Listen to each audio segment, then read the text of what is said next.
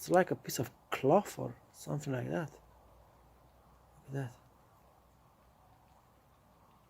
Look.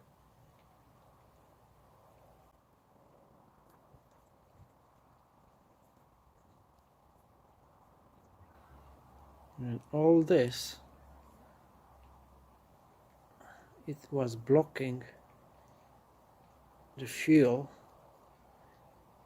causing such a bad pattern, and the bike was just not pulling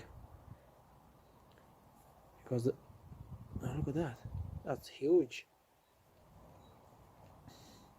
And when the pattern is not good, if the fuel is just not atomized best as possible, it will not burn from one go, it just burns slowly, and that will cause lack of power. It's like when you're burning a can of spray with something, it just burns big flames, but if you just put a puddle of fuel, you just light it, it's just gonna burn there slowly because there's no air.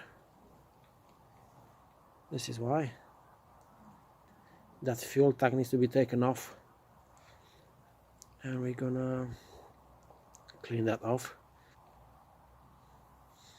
Okay, right, let's see now the pattern. Some pressure and let's go.